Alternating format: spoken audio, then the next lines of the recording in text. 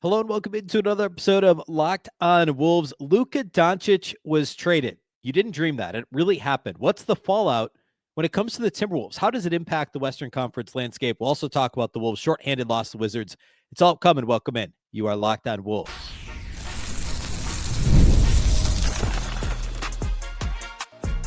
You are Locked on Timberwolves, your daily Minnesota Timberwolves podcast. Part of the Locked on Podcast Network, your team every day.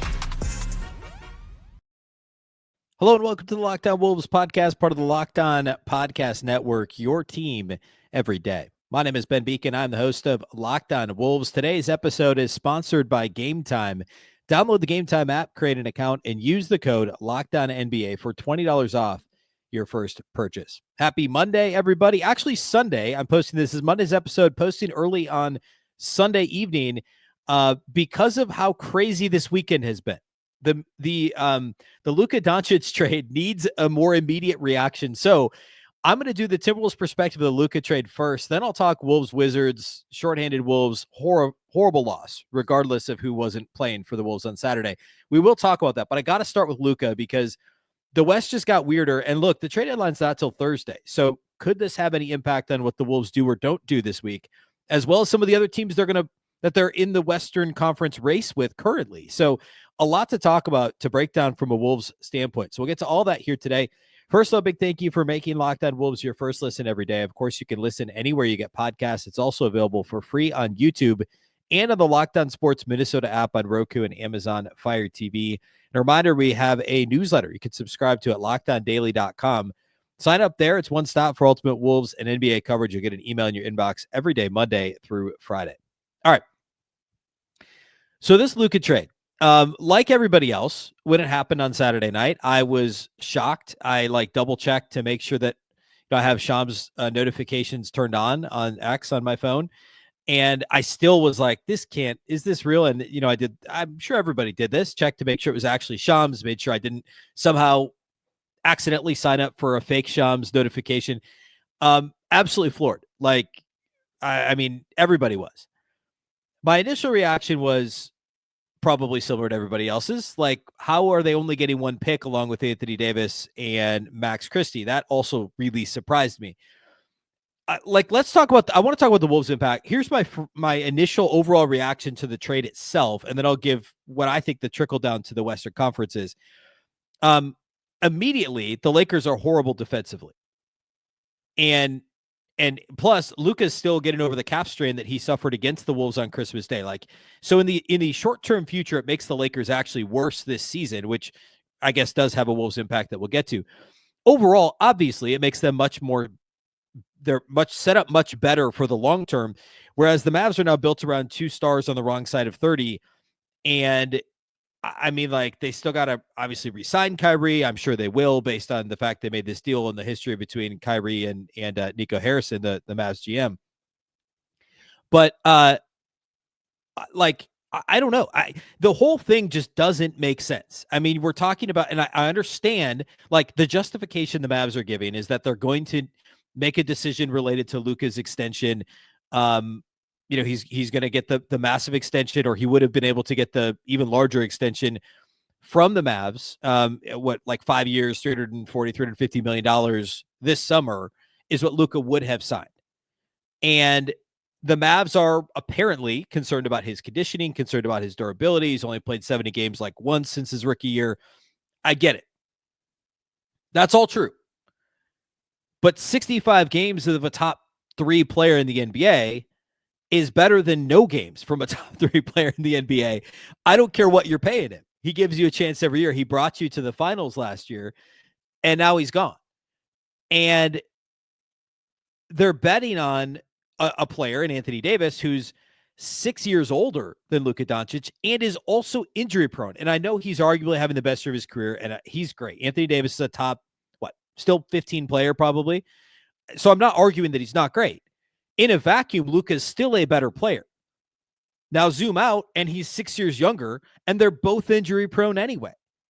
And you could certainly argue from a basketball standpoint that Anthony Davis is a better roster fit with Kyrie Irving. If you were building a team from scratch, you would take the big, who's great defensively, that can play pick and roll, that can also step out and shoot, that could do all the things AD can do, you would pick that player to be in a starting lineup with Kyrie Irving in the backcourt before you'd pick another ball dominant guard/forward like a Luka Doncic. You would in a vacuum. But we've seen Luka and Kyrie work. They went to the finals last year. So it's really astonishing. If Luka was like 5 years older, if Luka had just had a catastrophic injury, and the other thing is, Luka's going to age better than Anthony Davis. Maybe not a lot better. Maybe his body completely breaks down. But Luka, while he is athletic, obviously, whatever, his game is not predicated on athleticism. It's not like he's not John Morant, right? Like Luka kind of already has, and I know I don't want to just put him in the old man game box. He's not like 35-year-old Andre Miller, but that's the style of game he plays, right? He could shoot threes from anywhere. He doesn't elevate a ton at any point. He's a great passer. He's crafty, right? He obviously, some of the similar decel type moves as Ant uses. He can do all that stuff. Obviously, the Euro, the way he plays below the rim, it's going to age well. Now, his body may break down even worse as he gets older, but Anthony Davis, weirdly, went from being injured more when he was younger to being a little bit healthier now around the plus or minus the age of 30. Is that going to last? I don't know, but that's the bet that the Dallas Mavericks are making. And now they're under the tax, and that's the other piece of this. Is they were like $5+ million over the tax, and now they're under the tax because Anthony Davis agreed to waive his trade bonus kicker. It was like $600, almost $700,000. But now Luka can sign an extension. Bobby Marks tweeted this out. The right play for Doncic will be to sign a 3-year extension with a player option for 28-29 with the Lakers, and then he'll get to 10 years of service. And he doesn't have the opportunity to sign the Supermax this season because he's not going to be All-NBA eligible because of the injury that he suffered against the Wolves. So now he can do the 3-year contract with the player option and then get to 10 years of service and make $72 million a year, I think is what Bobby Marks said. Yeah, $72 million a year in the 28-29 season. So all that to say, Luka is still going to end up with the money that he would have gotten with Dallas. And now Dallas is essentially resetting the roster. And here's the Minnesota implications. I think the Lakers actually, for the next few weeks at least, will be worse because Luka's out. I know though Dallas was hoping to get him back before the All-Star break. I mean, we're only 2.5 weeks out from that. So, I mean, maybe he comes back, maybe he doesn't. They lose Anthony Davis. Even with Luka, they're obviously much worse defensively, and losing Max Christie hurts them on the defensive end of the floor too. Kleber's out. Kleba's out. He's not going to be able to help them in the short term. He's got a broken foot. So the Lakers are going to be horrific defensively in the near term. And how are you, when Luka comes back, not even in the near term, the Lakers are going to be horrific defensively, full stop. How are you going to play Austin Reeves, aging LeBron and Luka Doncic all together on the floor and expect to stop anybody? That's going to be a serious problem. I'm absolutely not saying the Lakers should not have made this trade. Let me be very clear. This sets them up for the future to be a contender every single year. But they're going to go from a good defensive team and very good with AD on the floor to, they already were having to try and hide one of Austin Reeves or LeBron, and playing them together has been challenging. If LeBron locks in and is rested and the whole thing, he can still be good defensively, but usually he's a minus defensively. The on-off numbers also prove that with LeBron this season. And Austin Reeves is very bad defensively. Teams hunt him all the time. So what's this going to look like for them? Now, longer term, it makes the Lakers much scarier. And obviously next year and into the future, they're a lot scarier. But this season, I think it actually, in the short term, may hurt the Lakers in the next few weeks. Minnesota's 2 games behind LA, and I believe they have the tiebreaker 2-1 right now over the Lakers in the West. The Mavericks will also be worse, probably. I shouldn't say that. The Mavericks, I think it's more of a wash because Luka was out and you're dropping in Anthony Davis. It's a big roster. It's a scary roster. It's still a very good roster. And Max Christie fits them well. But the shot creation plummets without Luka because Kyrie is the only guy that's going to create his own shot. And then Anthony Davis can, right? But obviously in a different way. But nobody else, like aging Klay Thompson, the bigs, which are now limited on Dallas's, or I shouldn't say that. They may be because they're probably not done dealing.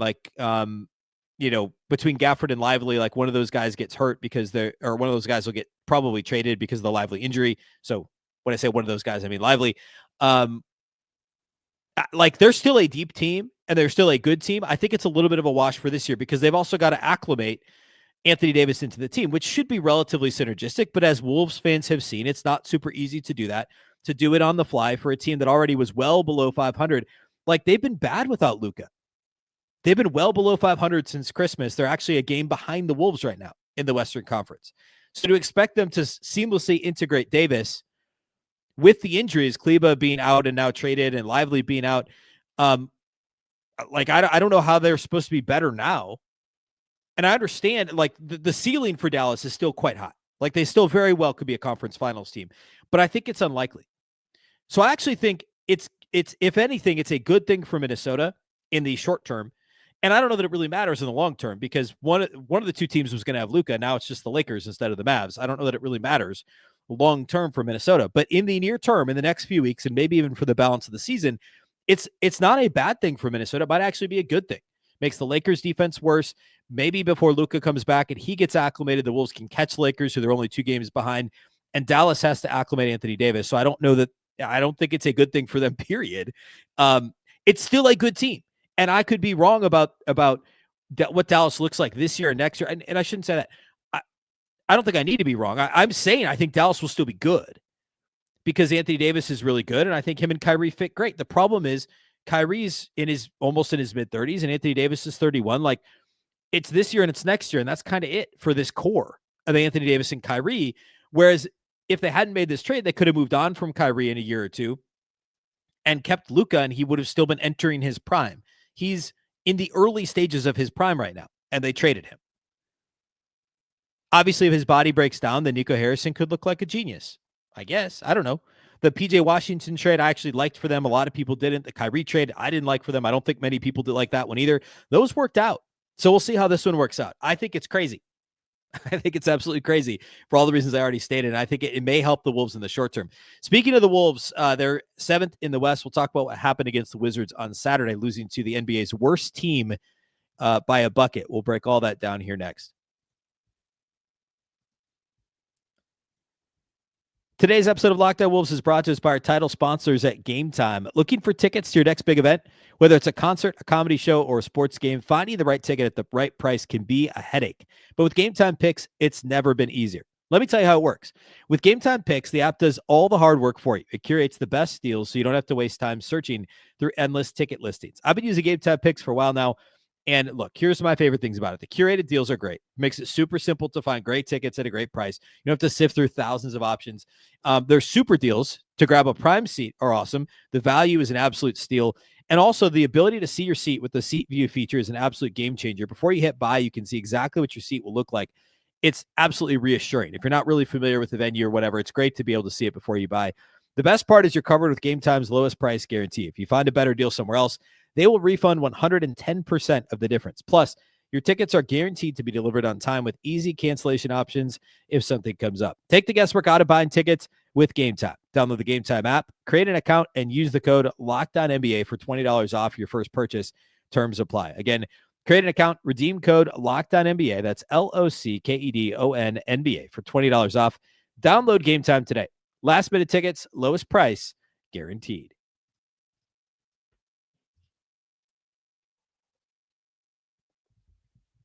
All right, Wolves Wizards on Saturday night. Not doing a full post-game pod because it was the Luka thing gave me a good excuse to not to. I don't really want to say a whole lot about this game. Obviously, I'll run down the list of guys who are missing real quick. Anthony Edwards was sick. He did not play. We knew, obviously, Dante DiVincenzo's out for at least another couple weeks, most likely.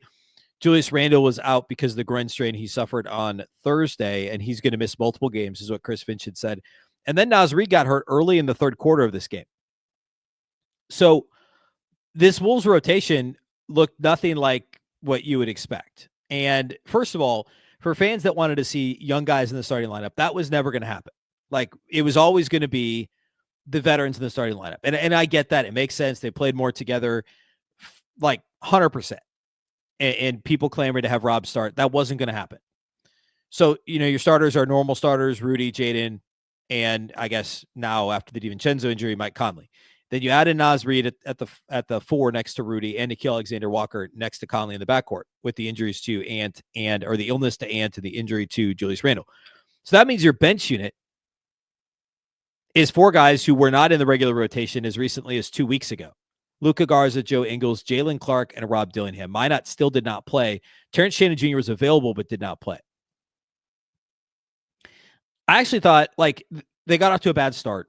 The end of the first quarter was good. The end of the second quarter was good. They were still down 1 at halftime. The third quarter was their worst quarter, and that is what led to what was a very disappointing fourth quarter. Because the bench guys that played pretty well in the first half, Jalen Clark, Rob Dillingham, they struggled in their second stint. Jalen Clark, after having a ridiculous plus 43 plus minus over the 2 games Wednesday, Thursday he played last week, turned in a minus 11 in 20 minutes in a game the Wolves lost by 2. Easily the worst mark on the team. So a couple things there. 1, plus minus is very fluky, and it's not always super accurate. 2, he just didn't play as good in this game. I actually thought defensively, he still looks the part, but he was a half step slow at times. And who knows if it's a acclimation thing, just an off night, 3 games in 4 nights for a guy that hasn't played a whole lot in the last year in game action. I don't know. He did score a little bit. He had 9 points on 4 of 9 shooting, knocked down a 3. He was 1 of 4 shooting threes. He had 4 rebounds. 3 of them were offensive and a steal. I thought he looked a little slower. And Chris Finch stated after the game that he probably could have gone back with some of the younger players in the fourth when the Wolves were clearly running out of gas, but he didn't because of how rough their stint was in the third. And I half agree with Chris Finch. I would not have gone back to Jalen Clark. I would not have gone back to Luka Garza. I mean, Luka really struggled. He was 0 of 6 shooting. As good as he was on Thursday against Utah, he was rough on Saturday. I understood having Joe Ingles on the floor with no Naz Reid because that's your only other option next to Rudy is having Ingles essentially at the 4. But I would have had Rob Dillingham on the floor instead of Mike Conley. Or instead of Nickeil, but probably instead of Mike Conley, because I think you need Nickeil's defense if Rob's on the floor. Dillingham was fine in this game. I actually thought he looked okay. He was 0 for 3 on threes, which is really the only thing that didn't go his way. He had 7 assists, only 2 turnovers in 18 minutes. I would have gone back to Rob, and I think Chris Finch basically was alluding to that in the post-game presser. There just was an offensive punch. I mean, the Wolves scored 103 points against the league's worst defense. They shot 30% from 3. But they also only got to the line 18 times. They should have gotten to the line more often, but they weren't attacking the paint as much. And the ball movement was pretty non-existent. We've talked about this before. I talked about it maybe a week ago related to Rob playing with Anthony Edwards, that Dillingham could take pressure off of Ant by playing together because he can create his own shot. Teams have to respect that Dillingham can shoot the 3 and he can get to the basket. And he can create for others. Well, it's the same reason why he needed to be on the court at the end of this game, because there was not a single person on the court at the end of this game that could create their own shot. Who are the 4 guys on this team that really can do that with any consistency? Anthony Edwards, Julius Randle, Naz Reid, Rob Dillingham. Those are the 4. None of them were on the floor at the end of this game. Naz was hurt, Ant was sick, Randle's hurt, and Dillingham didn't see the floor again. So you had a lineup of McDaniels and Gobert, who Gobert is always reliant on others to generate offense. Conley, who can't generate his own offense anymore. Alexander Walker, who can, but that's the worst version of Nickeil, is when he's forced into that situation. And Joe Ingles, who's not creating for himself, but did a pretty good job creating for others in this game, was actually a team best plus 11 in this game. Joe Ingles was. So I think Dillingham needed to be on the floor. And I think if Ingles is out there, you don't need Mike Conley. And maybe Finch was like, these guys played together. We'll have the old jazz trio of Gobert and Conley and Ingles play together. But if you've got Ingles and Alexander Walker on the floor, you don't need to have Mike Conley on the floor. And Mike had a couple moments in this game, but he also struggled defensively. He also looked a little bit off offensively, as he has for much of the season. I think that was the one mistake Chris Finch made, was not going back to Dillingham in place of Conley. It's not like the Wizards were scoring like gangbusters. They only had 105 points in this game. They did shoot the ball like crazy, and that was pretty unlucky for Minnesota. The Wizards shooting 46% from 3 is not something anyone would have guessed.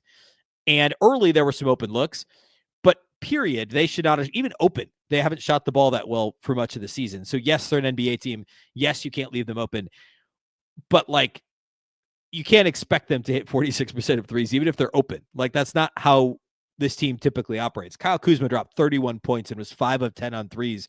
Jordan Poole had 19 points, was 4 of 9 on threes. You had guys that don't make threes at a high clip making threes in this game.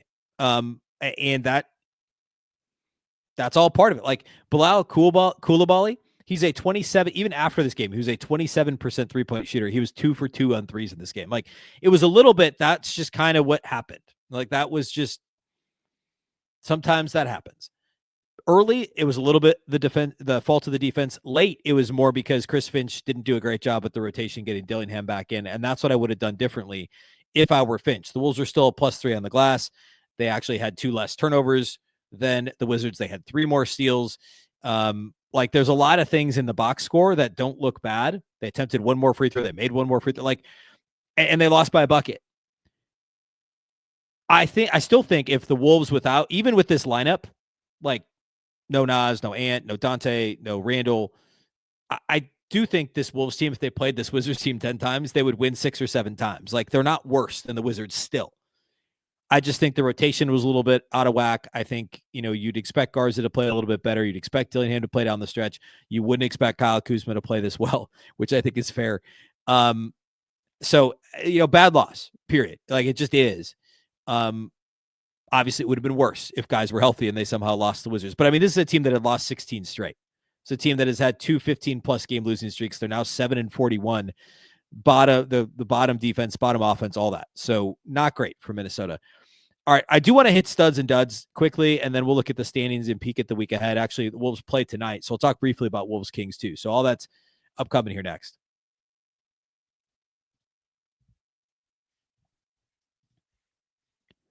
Today's episode of Locked On Wolves is brought to us by our friends at PrizePicks. Basketball season is heating up, and there's no better way to get in on the action than with PrizePicks, the best place for daily fantasy sports. With over 10 million members and billions in award winnings, PrizePicks makes it easy and fun to turn your sports knowledge into real money. Here's how it works.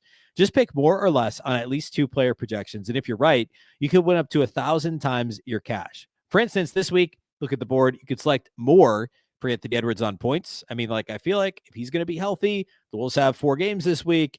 I think he's going to get going. You could pick maybe more for, I don't know.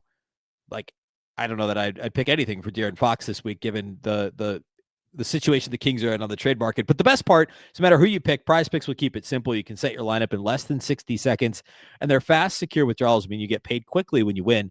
Plus, their Taco Tuesday promo gives you discounted player projections for even more value. Check out the promos tab to tail any of the super sweet Millie winners big game lineups for this weekend.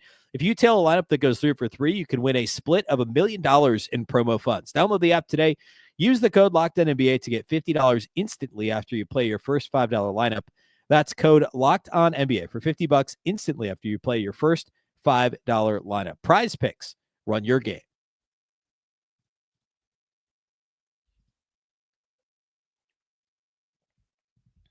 All right, studs and duds from the Wizards game quickly. I actually thought Jaden played really well. Jaden had 23 points on 8 of 16 shooting, 3 of 5 outside the arc. And I know I just talked about him. I actually kind of glossed over him when I was talking about the lineup. He's the only guy of that group, besides Nikhil, who can do it sometimes, but like just gets out over his skis a little bit occasionally and reminiscent of like Pelican/Jazz versions of Nikhil, where he was being asked to do too much. Jaden was great. 23 points on 8 of 16. He probably needed to get the ball more in the fourth quarter. If Dillingham wasn't going to play, he needed to get the ball more. 3 of 5 on threes, which is great. 4 of 5. I don't know the last time Jaden went to the line 5 times in a game. It feels like maybe never. 12 rebounds, 4 steals, 4 assists, and a block for Jaden McDaniels, and only 1 turnover. So 5 stocks, 4 assists to 1 turnover, 3 made threes, 5 free throw attempts. Like the last time I'm looking at his game log here, man, he had 8 free throw attempts against Dallas a couple of weeks ago. I do not remember that. He had 5 free throws on January 9th against Orlando. And this all has kind of paired up with the improvement in play from Jaden McDaniels. And sure enough, he's had 5 or more free throws in a game 3 times this year. And all 3 of them have been since January 9th. So great to see that level of activity from Jaden. Great to see the confidence continue to grow. And without him, the Wolves would have been in even a larger world of hurt in this one. Rudy also gets a stud, 16 points, 16 rebounds, 7 of 12 shooting, a high usage night for Rudy with so many guys missing. 4 assists. He did have 3 turnovers, but he had 2 steals and 2 blocks for Rudy Gobert. I thought he played well. I guess Joe Ingles would be my third stud. I know he turned it over 4 times. A couple of them were dubious. Like there was an offensive foul call that seemed to be a pretty terrible call. He had 3 assists. He knocked down a couple of threes and came in when they needed him to play well. And he did. I mean, they were down when he came, I think double figures when he got into the game, at least the second time. And then Finch had to come back with him in the fourth quarter. But this is the first time he's played rotation minutes since like the first week of November. And he played 20 minutes in this game. And I thought he played well.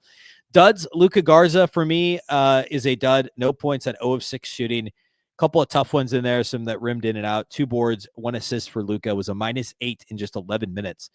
And he's probably the only dud. Nas wasn't great before he got hurt. Conley was up and down. Nikhil was up and down. But like the circumstances of this game, I thought Luka just needed to play kind of baseline Luka Garza. And it's funny, like we talked about it on Wednesday and Thursday. He's the perfect plug and play guy. He's always ready. He always plays well enough. Well, this was not that. He didn't play well in this game. All right. Next up, the Wolves have the Kings here tonight and or Monday night, I guess, since I'm posting this on Sunday. Trade deadline's Thursday at 2:00 Central. And the De'Aaron Fox things, I guess, I don't know, all the rumors around De'Aaron Fox it's something. Like there's a lot out there and who knows what that's going to mean. Like if it means that they play better, probably not. Like they've lost 4 out of 5, and a lot of this has come since those rumors kind of started in earnest. They've lost to good teams though, for the most part. They lost at the Nuggets, they lost at the Knicks, they just got blown out at OKC on Saturday. They did lose to the Sixers by 13, and then in between there they won at the Nets. So this is the 5th game of the road trip for Sacramento, which should help Minnesota. Although Minnesota struggled at home.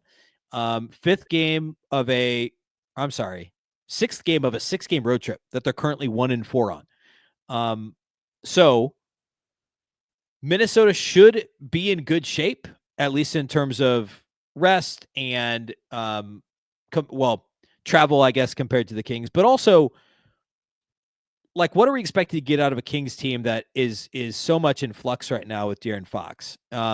We don't know the availability at this moment of Anthony Edwards. I think he's questionable officially as I record this on Sunday late afternoon. Nas, we don't really know either. He's already had his fingers taped up. They called it a sprain. So if it's a sprained finger and he could tape it up and play, great. Maybe he'll play. We know there's no Randle. We know there's no DiVincenzo. So it's still going to be a shorthanded Wolves team. Wolves Kings so far this year, the Timberwolves won the first 2 meetings. Both were in Sacramento, and then the Kings won in Minnesota the last time they played, which was like right before Thanksgiving, maybe right before, I think. So they played 3 times in the first 2 months, or first month, really, first 5 weeks, and haven't played since then. So this is the 4th and final meeting, and the Wolves have a 2-1 lead. It would be great to get the tiebreaker. Obviously, the Wolves have a little bit of a lead over the Kings in the West. Sacramento is... I lost my standings. They're currently tied for 10th with Golden State with this kind of pending trade. They played really well after the Mike Brown firing, and now things have kind of backslid. The Fox stuff is kind of gross. The vibes are bad around the Kings. So this is a game that Minnesota should win. Of course, Sacramento's MO is they play fast. Minnesota should be able to slow things down themselves, and they've just got to come through in clutch time. The Kings have started to play better in clutch time in recent weeks overall. Again, not maybe over this road trip, but that's an area where Sacramento has typically been superior to Minnesota, and the Wolves have struggled this year. So certainly a winnable game for Minnesota on Monday night. We'll have the live postcast on Locked On Sports Minnesota on YouTube with Jack and Luke, and then I'll have the podcast, the postgame pod. We'll post early Tuesday morning. I'll break down that game as well. Standings-wise, Minnesota is currently, as of now, the Clippers are playing as I record this. They're 1.5 games behind the Clippers for the 6th spot. They're 2 games behind the Lakers for the 5 spot, and they're only 3 games behind Denver for the 4 spot. They're a game clear of Dallas for the 7th spot in the Western Conference and a game and a half above Phoenix in the West. So it's all jumbled together, and it's going to be, I think the Wolves are probably going to bounce between 4 and 8 quite a bit the rest of the season. There's only 4 games that separate 4 and 8 in the Western Conference. And I think there's a real shot the Wolves are better than the Clippers, Lakers, and Mavs at this point. And then it's Denver and Phoenix are your other competition, most likely. And, Denver's obviously very good and they've been playing great, but is there a chance the Wolves could get to 4? Yeah, absolutely. And obviously this matchup is an important one. All right. That's all we got for you today here on the show. I'll be back on Tuesday, like I said, with the post-game pod talking Wolves Kings for Monday night. Big thank you for making Locked On Wolves your first listen every day. Of course, this show is free and available everywhere, including YouTube, as well as all of your favorite audio platforms. Wherever you listen to podcasts, you can find Locked On Wolves. You can also watch on the Locked On Sports Minnesota app on Roku and Amazon Fire TV. A reminder, you can subscribe to the Locked On Wolves newsletter at lockedondaily.com. It's one stop for ultimate Wolves and NBA coverage delivered right to your inbox. Sign up for free right now at lockedondaily.com. Of course, the Locked On Wolves podcast is part of the Locked On Podcast Network. Remember, the Locked On Network is your local experts on all the biggest stories. Once again, I'm Ben Beecken. This is the Locked On Wolves podcast, and we'll catch you next time.